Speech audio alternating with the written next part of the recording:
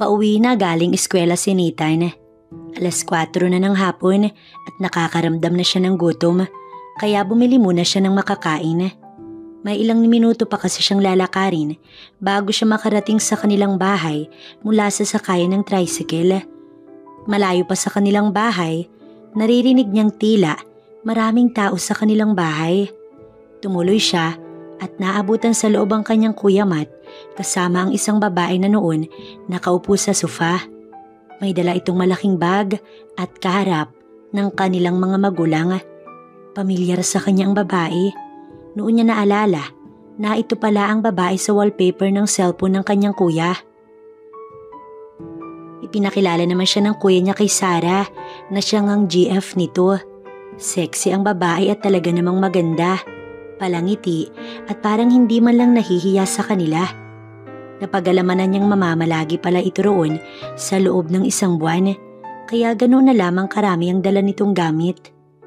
LDR girlfriend ito ng kanyang Kuya Matt at iyon ang unang beses na nagkita ang dalawa. Siguro ay halos walang pagsidlan sa tuwa ang puso ng kanyang kuya. Tiyak na magiging mainit ang bawat gabi ng kanyang kuya. Tumuloy na muna siya sa kanyang silid at nagbihis. Naisip niyang kung sana marunong lamang siyang manligaw, di sana mayroon na rin siyang kasintahan. Hindi naman kasi sa pagmamayabang, ngunit maraming nagsasabi na may tindig siya kesa sa kanyang kuya. Gwapo siya ng hindi hamak dito at talaga namang artistahin ang mukha niya. Pero dahil sa mahiyain, hindi niya nagagawang manligaw kahit pa marami namang babae ang nagkakagusto sa kanya. Lahat ng mga iyon, umaasa lamang na pansinin niya. Mayroon naman siyang natitipuhan sa eskwelahan, pero sobrang torpe nga niya at ayaw niyang magpakita ng motibo. Ganun pa man ay friendly siya sa mga babae. Isa rin iyon sa mga rason kung bakit madalas ay malapit ang loob ng mga babae niyang kaklase sa kanya. Ipinilig na lamang ni Nathan ang kanyang ulo. Ayaw niyang mainggit sa kanyang Kuya Matt, ngunit iyon ang nararamdaman niya. Silang dalawa lamang kasi ang magkapatid at kasalukuyan lamang itong tumutulong sa kanilang ama sa maliit na talyer na pagmamay-ari nila sa labasan. Pagsapit nga ng gabi, sabay silang kumain ng hapunan. Palakwento ang babae, kaya naman willing-willy ang kanyang mga magulang. Mukhang boto naman ang mga ito sa kasintahan ng kanyang kuya. Tahimik naman siyang kumakain at nakamasid lamang sa kanyang kuya na todo asikaso sa nobya. Iniisip niya kung siya ang kanyang kuya, ay tiyak na nagagalak na ang kanyang puso sa mga oras na iyon. Batid niya na pagkatapos kumain at tulog na ang lahat, tiyak na may magaganap. Yun ang niisip ni Nathan, kaya nag-init ang kanyang pakiramdam sa kalagitnaan ng kanilang pagkain. Hindi siya makalapit at pilit na umakto ng normal. Baka kasi may makahalata. Sa hindi malamang dahilan, naging madalas ang pagsulyap niya sa gawin ni Sarah. Nahagip ng kanyang mata ang maputi nitong balat. Muntik nang mabulunan si Nathan at napalunok pa. Bigla na lamang kasing napatingin ng babae sa kanya at nahuli pa yata siya nitong nakatingin dito. Sa pagkapahiya, mabilis na niyang tinapos ang pagkain at tumungo na sa sala. Kapag ganoong oras at nanonood siya ng palabas sa TV at papasok lamang sa kanyang silid kapag nakaramdam siya ng antok. Araw ng Biyernes kaya walang pasok kinabukasan. Kahit pagabihin siya sa panonood ay hindi siya nababahala. Maya-maya pa, nakita niyang naupo sa kanyang tabi si Sarah habang ang kuya niya may kung anong kinuha sa loob ng silid. Nailang naman si Nathan nang makitang ngitian siya ng babae. Talagang maganda ito at walang tulak kabigin. Makinis ang balat at talaga namang tila kay sarap hawakan. Inaamin niyang attracted siya sa mga babaeng gifted, katulad ni Sarah. Tila kasi siya iniimbitahan nun at nawawalan siya ng matinong kaisipan. Umiwas na lamang ng tingin si Nathan hanggang sa bumalik na ang kanyang Kuya Matt. Doon pa talaga ang mga ito naglampungan sa kanyang tabi. Baka sa boses ng kanyang kuya, ang labis na kasiyahan na sa wakas ay nakita nito ang girlfriend ng personal. Parang siya yung nakakaramdam ng init tuwing nakikita niyang hinahalikan ng kanyang kuya ang nobya. Hindi kasi maiwasan at talagang napapatingin siya sa gawin ng mga ito. Siguro nga ay namumula na ang kanyang muka hanggang sa nagpa siya na ang dalawa na pumasok sa silid ng kanyang kuya. Alam na niya kung ano ang magaganap kaya parang siya yung hindi makahinga sa labis na galak. Sa hindi malamang dahilan, tumayo si Nathan. Tahimik na ang paligid at tanging ang tunog na lamang ng TV ang maririnig. Balak lang naman sana niya ang makinig sa labas ng silid ng kanyang kuya. Ngunit hindi sinasadya na makakita siya ng maliit na butas sa pintuan. Doon ay sumilip siya at kaagad na naragdagan ang init ng kanyang nararamdaman nang makitang nagyayakapan na ang dalawa at walang humpay na naghahalikan. Napalunok si Nathan. Hindi niya malaman kung ano ang kanyang gagawin ng mga oras na yun. Para bang gusto niya na ring maranasan ang ganoong bagay. Talagang napakainit ng eksenang nasasaksihan ni Nathan. Halos hindi niya magawang umalis sa kanyang pwesto at natuod sa kanyang kinatatayuan. Kung siya nga na nanonood lamang nakakaramdam ng labis na pagkasabik, eto pa kayang siyang tampok sa kaganapan. Ilang saglit pa, natanaw ni Nathan na akmang magsisimula na ang mga ito at halos hindi na makahinga si Nathan. Bumilis pa ang kanyang bawat paghinga at animoy may dagang tumatakbo sa kanyang dibdib. Hindi niya lubos maisip kung bakit bigla-bigla ay nagkakaganon siya.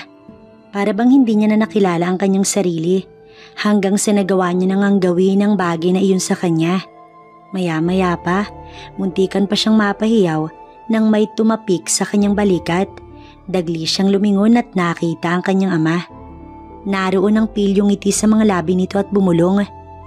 Ingat ka at baka mahuli ka ng kuya mo. Paalala nito sa kanya. Kahit kailan talaga, konsentidor ang kanyang ama. Siguro kung ang kanyang ina yun, tiyak nakatakot-takot na sermon ang aabutin niya rito. Ganun pa man, pinili na lamang ni Nathan na umalis na roon sa harapan ng pinto ng silid ng kanyang kuya. Labag man sa loob, pumasok siya sa kanyang silid at doon pinakiramdaman ng sarili. Talagang nangangatal siya ng mga oras na yun. Nag-aalab sa init ang kanyang katawan. Nang makapanya nga ang bagay na yun sa kanya, ay talaga namang handang-handa sa laban. Sa hindi malamang dahilan, napakagatlabi siya at paulit-ulit na ginawa ang bagay na iyon. Nakakaramdam siya ng saya sa tuwing ginagawa ang bagay na iyon sa kanyang sarili. Aaminin niyang nagawa niya na iyon ng maraming beses. Ngunit iba ang galak na kanyang nadarama sa pagkakataong iyon. Naiisip pa lamang niya si Sarah ay talaga namang para siyang mababaliw. Gustong-gusto niyang maranasan iyon kasama si Sarah. Ngunit alam niyang malabong mangyari. Ayaw naman kasi niyang agawin ng babae sa kanyang kuya. Nang gabing iyon, pinili na lamang ni Nathan na gawin ang bagay na iyon sa kanyang sarili habang iniisip si Sarah. Talagang walang kasing saya ang kanyang nadarama sa tuwing papasok sa kanyang imahinasyon na siya ang kasama nito. Talagang klarong-klaro ito sa kanyang balintataw. Talagang matindi na ang ginagawa niya hanggang sa tuluyan na nga niyang narating ang dulo. Nangangatog ang kanyang mga tuhod at napadausdos sa kanyang pintuan. Napagod siya sa ginawa niya at bahagyang nahimasmasan. Pakiramdam niya, ibang tao siya kanina. Nakaramdam tuloy siya ng hiya sa sarili, lalo na at GF iyon ng kanyang kuya. Iwinaksi na lamang niya ang anumang nasa isip at nagpa siya ng matulog. Kailangan na rin niyang magpahinga at mahaba na rin ang naging araw niya. Ngunit maging sa panaginip, dinalaw siya ni Sarah. Talagang sa panaginip ay malaya niyang nagawa ang gusto niya rito. Parang totoong-totoo ang panaginip niya at bahagya pang ninais nang siya ay magising. Noon niya napagtanto na umaga na pala't maliwanag na sa labas. Hindi bali na't wala naman siyang pasok at Sabado ng araw na iyon. Bumangon na siya at lumabas sa kanyang silid. Nadatnan niya sa sala si Sarah na nagkakape. Mukhang late na rin itong nagising. Binati pa siya nito ng magandang umaga kaya tinanguan niya na lamang. Dumiretso siya sa kusina at magtitimpla sana ng kape nang sumunod sa kanya si Sarah. Ito pa ang kumuha ng tasa at ipinagtimpla siya ng kape. Nahihiya man, kanya iyong tinanggap. Alam niyang nasa talyer na ang kuya niya sa mga oras na yun. Maya-maya pa, habang humihigop ng kape, nakita niyang lumabas ang kanyang ina na may dalang labahin. Maglalaba pala ito sa kalapit na ilog at nag-alok pa ng tulong si Sarah. Ngunit dahil kaunti lang naman ang labahin ng kanyang ina, hindi na ito nagpatulong. Tuluyan na nga umalis ang kanyang ina at noon ay naalala ni Nathan na silang dalawa lamang ni Sarah ang tao sa bahay. Parang bigla siyang nailang at lumabas at tumungo sa kanilang likod bahay. Ngunit hanggang doon, sumunod pa rin si Sarah. Wala kasi ako makausap, kaya sumunod ako sa'yo.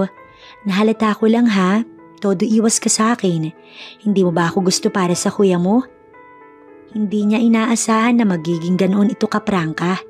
Ang totoo, hindi naman talaga dahil sa hindi niya ito gusto.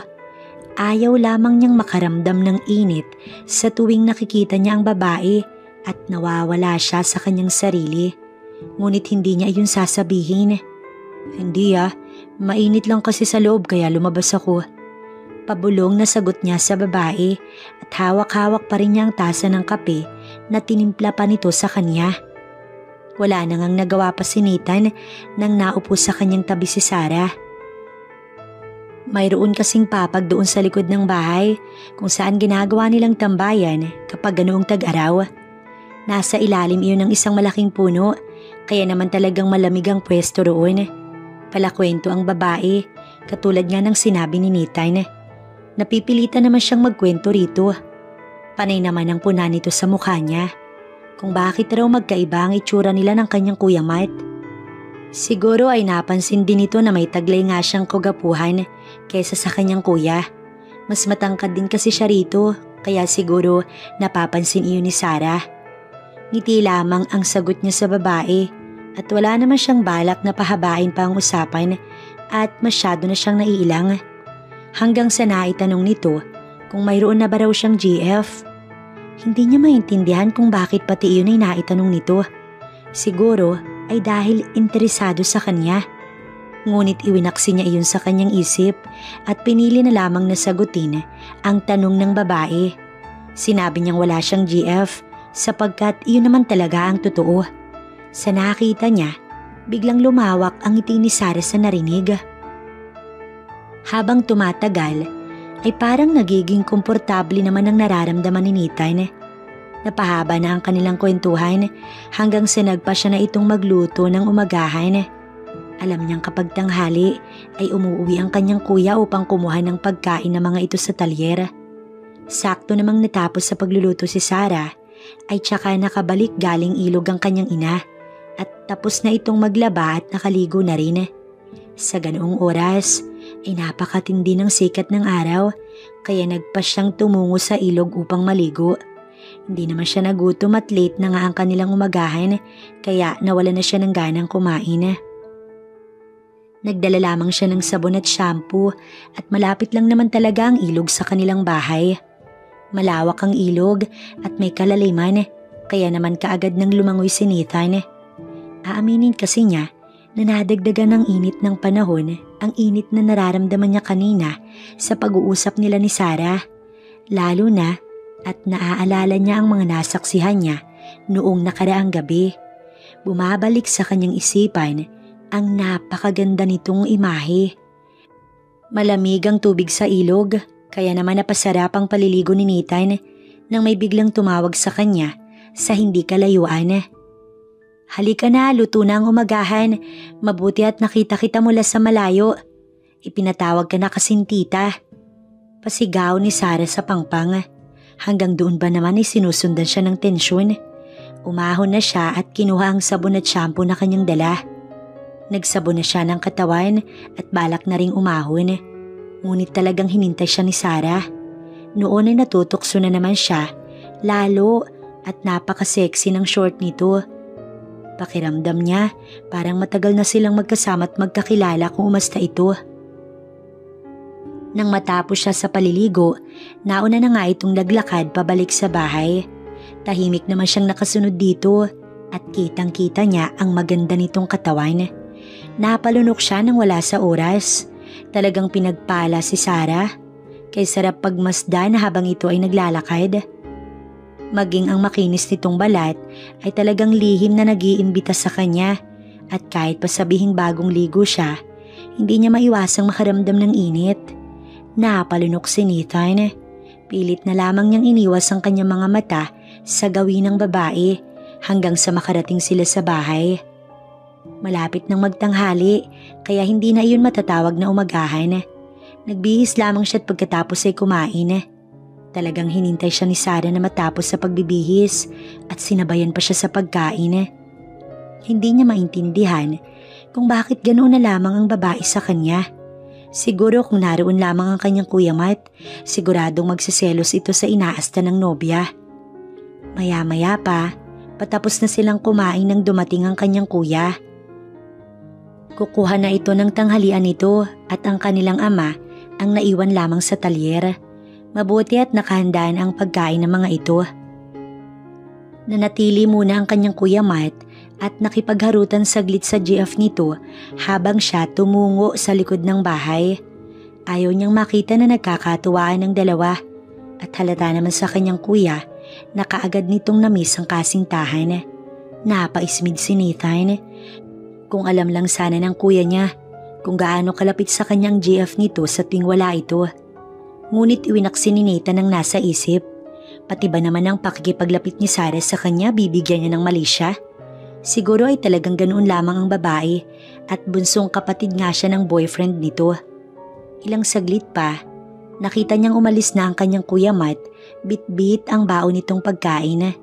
Naisip niya na anumang sandali, tutungo si Sarah sa kanyang gawi at hindi nga siya nagkamali. Mukhang hinanap siya nito at talagang balak na naman yatang makipagkwentuhan.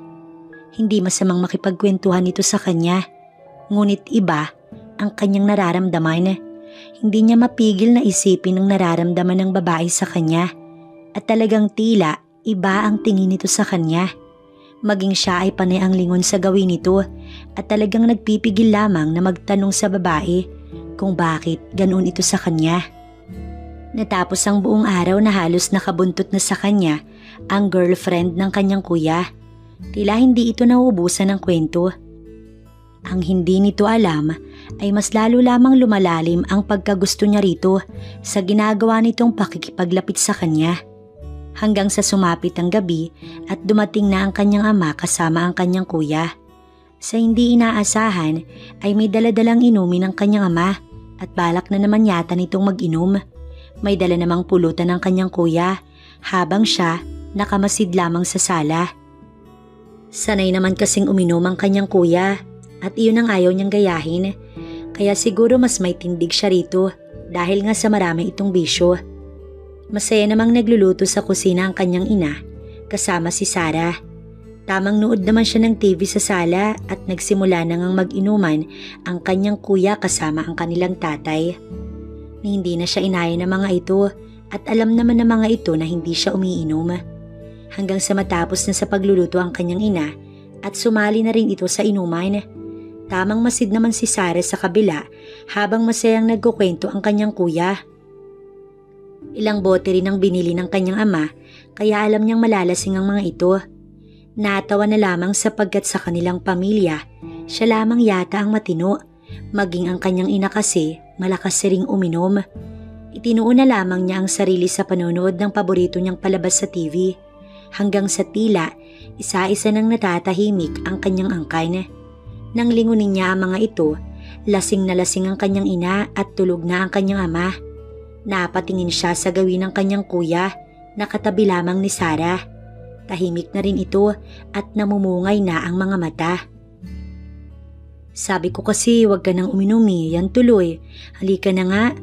Inalalaya naman ni Sarah ang boyfriend nito at iginiya na sa silid.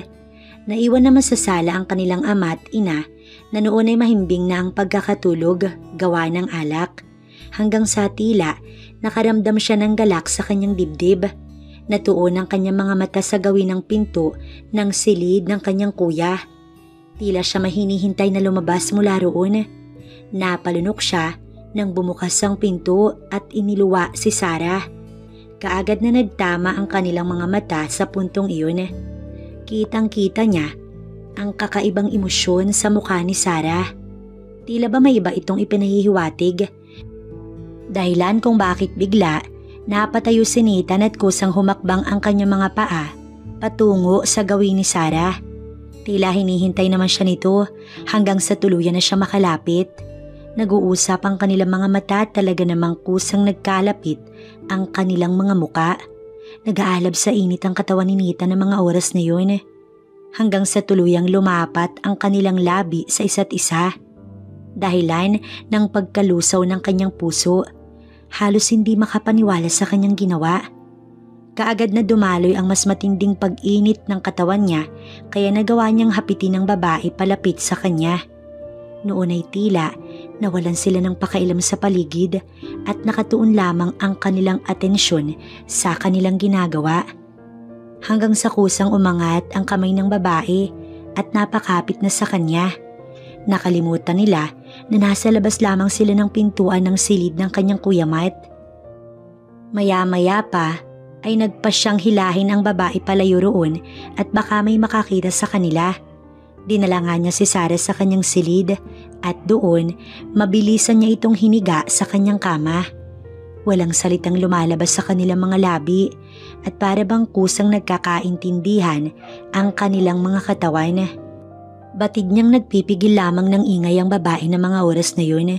Ganun pa man, alam ni Nathan na malabo nang magising pa ang kanyang mga magulang sa sala, maging ang kanyang Kuya Matt. Lasing na lasing kasi ang mga ito at kapag ganoon, madalas ay tanghali nang nagigising. Kaya sinamantala ni Nathan ang gabing yun at talaga namang nag-enjoy siya sa mga nagaganap. Kung sa ibang babae ay natutorpe siya, iba kay Sarah, ni hindi siya nagdalawang isip na ito ay makuha. Talaga namang walang kapantay ang saya na kanyang nadarama ng mga oras na yun. Napahiga sila sa kanyang higaan nang matapos at saglit na nagpahinga. Rinig pa niya ang ibinulong sa kanya ng babae. Sana maulit to, no? Alam mo Nathan, unang kita ko pa lang sa'yo, talagang gusto na kita. Hindi ka katulad ng kuya mo, mahina pagdating dito. Bukod dun mas gwapo ka pa at talaga namang nag-enjoy ako. Nagulat siya sa sinabi ni Sarah. Alam niyang isang malaking kasalanan sa kanyang kapatid ang ginawa nila ni Sarah. Hindi alam ng kanyang kapatid na ibang klaseng babae ang kasintahan nito. Nang mga oras na yun, tila nawala ang pagkagusto ni Nathan sa babae. Nanaig pa rin ang pagmamahal niya sa kanyang kapatid at alam niyang hindi karapat-dapat si Sarah para dito. Nagawa niyang sabihin sa kanyang kuya ang lahat at kaagad naman itong hiniwalayan si Sarah.